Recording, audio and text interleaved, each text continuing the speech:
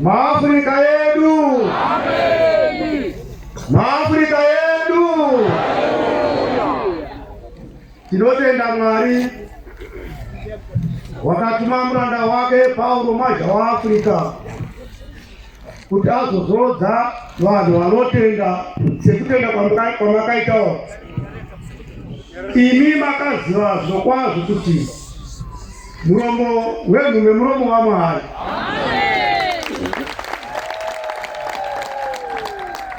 Chinhu ichi hakusi kureva kuti makaziva nokugona kwenyu, asi kuti mweya waMwari wakapinda mamuri pakufemerai pakudzidzisa izvozvezvi. Tarirai muone, pane vakachenjera vakawanda panyama vakanga vari pakati pedu, asi nekuda kwokuti mweya waMwari hauna kupinda mavari kuti vazive kuda kwaMwari nekutaura kwaMwari nekufamba kwaMwari, havana kugona kuzviziva. Vakaziva muranda waMwari Paulo maja waAfrica, vamwe vakamuziva sababa vavo, vamwe sasekuru, vamwe vakamuziva semuzukuru, asi makaziva muranda waMwari sokumuziva kwamakaita kuti nhume yaMwari.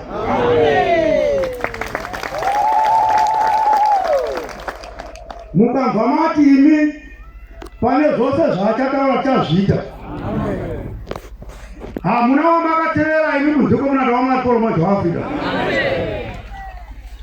Musabve padzidziso yemuranda waMwari Paulo maja waAfrica. Dzidziso yakapuwa nematenga yakanga achiisa pakati pedu kubva pakutanga. Wakanga achitiunganidza sekungana kwatakaita yoku.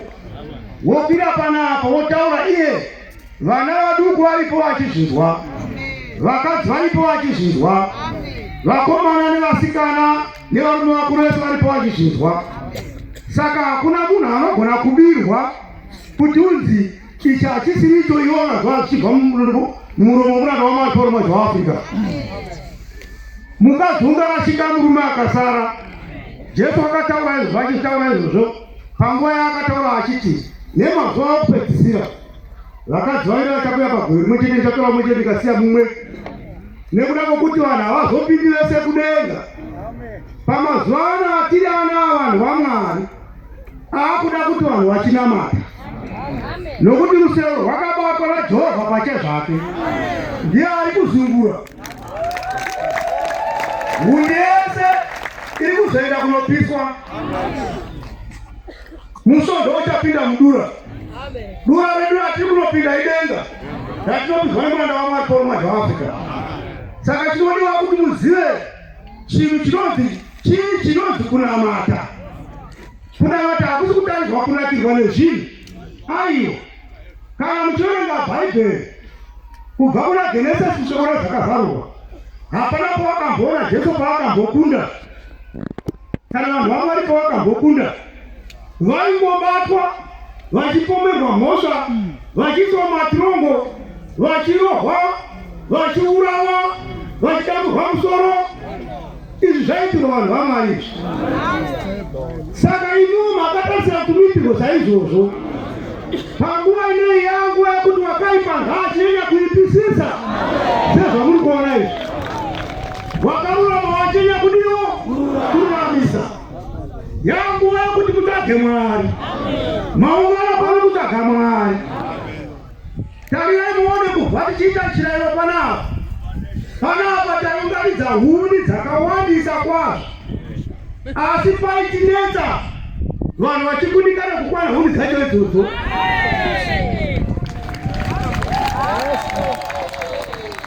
Kutaura kuchiwanda nechikonzero chokuti taizviita zvinhu zvichizviita izvi pakufunga kwedu kwenyama. Zvino Jehovha wati ndaakubata basa rangu ndemene. Wauya pano mabika sadza nemashizha.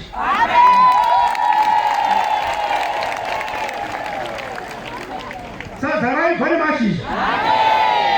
Vanhu vakagarira hunumu.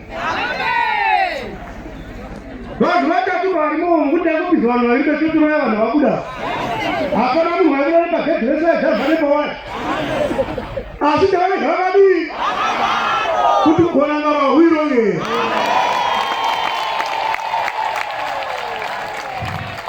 zvinotatenderwa aiwa chigomirai tatenderwa kuungana kuti tidye chirayo saka takavharwa naSatani. Satani wakundwa. Satani wakundwa. Chasora wakutolongedza mabhegi ake kutoenda. Nokuti chirayo taakuchidya hazvifaniri kukushamisa izvi kuti tauyisa masaga apa tachinja zvinhu. Hatina kuchinja zvinhu isu. Uswa tinahwo huripo ndohwedu. Asi katotopinda neti vakaisa makiyi avo avapasa yedu. Saka nyaya yacho iri kumapurisa kai. Saka ivo vakateya kuti tigopaza kuti toda kutora zvinhu zvedu. Kana tadero madhongo vati naivo vakapazawo nyaya yopata. Saka tikati akwati regai zvakadero ngavabangwe nemazano avo vanoronga. Vakavakuri mikoso yavo vanoteya vapinde mukanyi wakomba vanoteerana.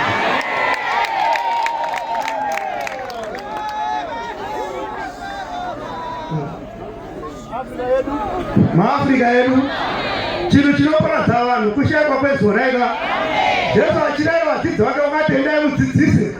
Ami mazorana dzidziso rinoponesa vanhu. Vanhu vakava nezivo vanopona nokuti vanenge vachiona. Tichisvika panapa musi wakatenga kusvika panapa chigadziro chera chinechi takamira pamutapo. Vakomana vandakandira vakati bishop koma mbodi kumbodzokera kwachaka uko mumbotoga zvenyu kokoko mozouya after 10 minutes tinenge tatokiriya zvinhu zvese zvapera izvi. Vanhu vabuda mumwe nemumwe nekwa achizwa achidzokera nekwa vakavhana kwano kuziva. Ndikati kana taderozve tatokoniwaka. Musi wachakaitwa nechakaitwa here kozvinongakuzonzi wakanaka ndiani. Tese tinenge tatokakwa nemusuku wacho waSabbath. Regera zvakadaro MaAfrica yedu. Saka nguva inei mwoyo wanotsvaka Jehovha ngaivhara. Vanosise kwavo vamwene vanenu panopainesa mbavha chi asi dzisai mukana kureva kuti mbavha dzese dzakaenda. Asi mwana vakanaka vavovaa unoti gadzirira chechi takavanda kuzvisiki isu zvakikomeme Jehovha maidzi mwana anosika vanhu ndiye akatiita raitedei. Johani 6:53 Jesu chingwa choupenyu. MaAfrica yedu zvino panapa nhasi taunganira kuti tidye chingwa choupenyu. Ndiro keke iri randakakugadzirira iri randakati wakauya mupemberere makore anoita 103 emuranda waMwari PARAMOUNT waAfrica mupemberere kuti pana Ndarikure pamusha waJehovha. Imi mose mukanzwa zvakaita shoti notice asi kuuya kwenyu uku mungafunga kuti kugona kwenyu hakuna kugona kwenyu. Jehovha akazvidera. Jehovha anoronga sekuda kwake.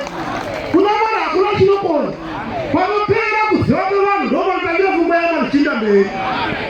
Vanhu vese vakanga vati chingwa chirairo hatichadyi zvatopera zvakatokoneswa panguva yakutanga yakati yanga yakarongwa hatichadyi. Asi pfungwa dzevanhu dzapera Jehovha ndopakatangira dzeka ipapo. Paulo vanhu ndopaakaita unopinda mumadzishe enyika achivaudza zvokuita. Akapinda kuna president achimuudza zvokuita kusvika zvaita sezvazviri. Vadzivisi veshoko vakaita nepaunogona napo, vakaita kumakotsi, vakaita kumadzishe, vakatuma vanhu kuti vagarire vanhu, vakapinda pamaWhatsApp asi makauya muripano.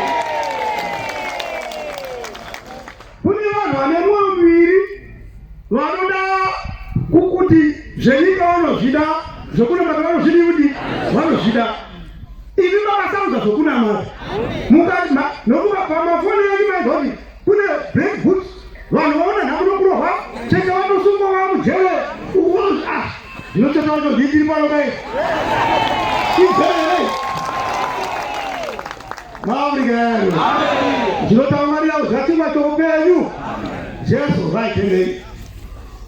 Jesu akati kwavari, Zvirokwazvo. Right. Zvirokwazvo. Right. Inoti kwamuri. Right. Kana musingadyi nyama yomwanakomana womunhu. Right. Nokunwa ropa rake. Right. Hamuna upenyu mamuri. Maafrika yedu. Handiti munoona kubata kwa Satani. Satani wanga achiziva kuti vanhu vakadya nyama yaKristu Jesu nokunwa ropa rake vanowana upenyu mavari. Saka Satani wanga akurwa kuti vanhu varege kudya chirahiro, kuti vanhu vashayiwa upenyu. Zvino Jehovha Mwari wazviita.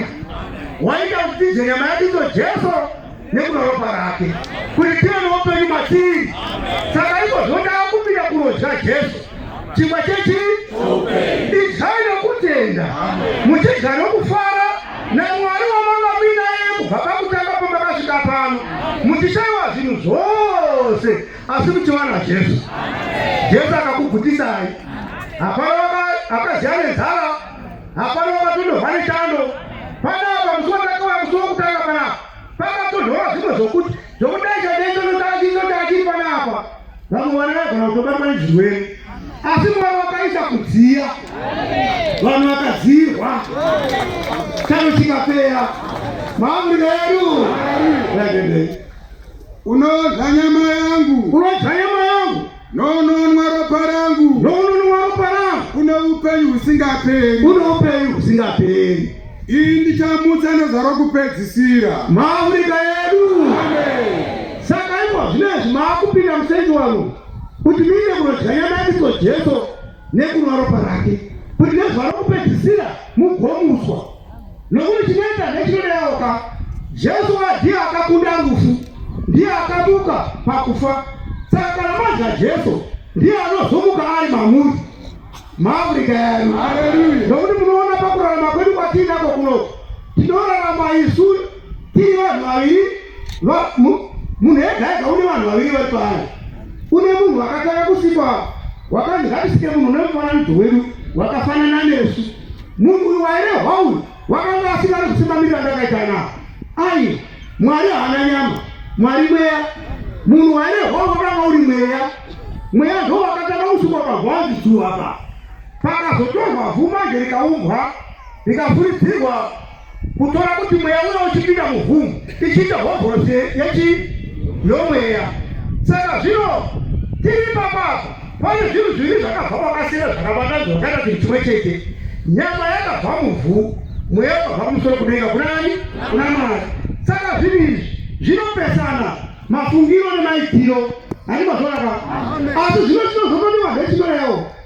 Isu tinofana kuti tishingaire zvinhu zvomweya, ndokuti nyama obviously hatigoni kupinda nayo kudenga. Nyama ichachererwa yotosara pano paupa yakabva. Mweya wadzokera kudenga kwavadii? Kwakabva. Mweya ndo unodzi munhu iye. Unodzi munhu mweya. Nyama iyi haidzi munhu iyi.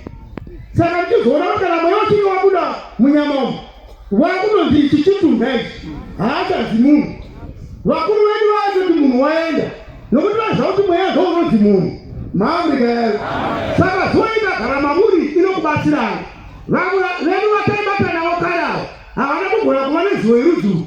Nekuziva chokuti vakatora muranda wamwari sokuti wachembera.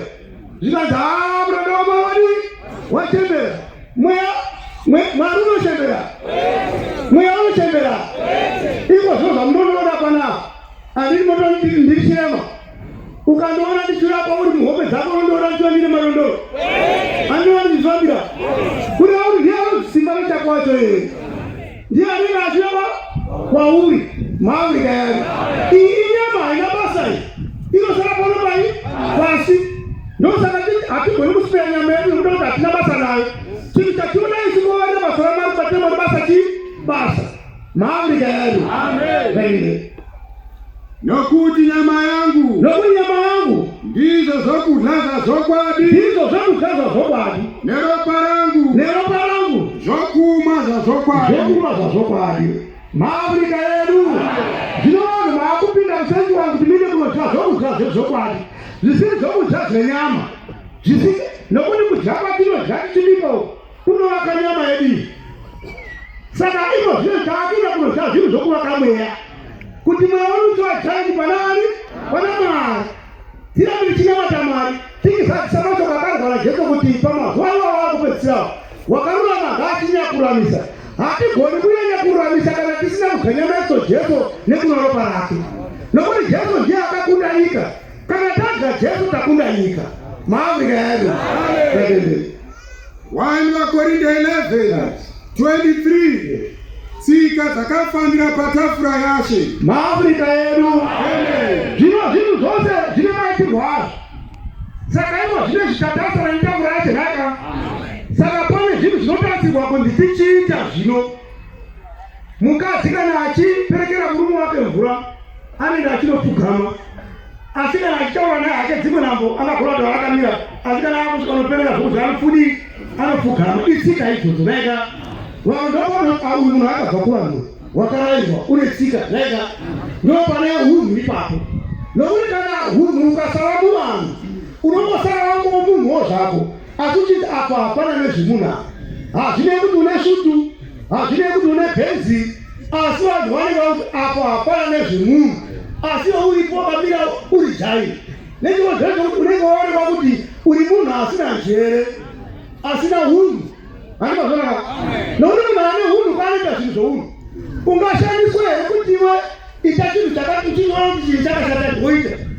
Unenge wakakwana here? Unenge usina kutokwanazvo. Nokuti vanhu vanosora ivo vari kuona, havasori vanhu vavasingaoni. MaAfrica yedu. Amen. Nokuti ini ndakagamuchira kuna She. Right. Icho chandakakupaiwo. Right. Kuti Jesu nousiku hwakapandukirwa wakatora chingwa akati avonga akachimedura akati. MaAfrica yedu. Jesu nousiku hwakapandukirwa wakatotora chingwa. Icho chingwa chakuri kudya icho chichi chonoda kunodyiwa wakanangana nezvinhu zvakanaka. Kana wakanangana nezvinhu zvakaipa ndo zvinokura mauri izvozvo. Nokuti zvaitwa fertilizer aka zvaitwa fertility zvakukura. Judas Iscariot apuwa chingwa icho chichafana kumuponesa ichi. Wakanga aine pfungwa dzekupanduka. Kupanduka kwakabva kwatokura akabva atotanga mavhudzi akamira katiri kunotanga kuti ndotoda kutotsvaka Jesu kuti chimupanduke. Hymn 18. Hymn 18.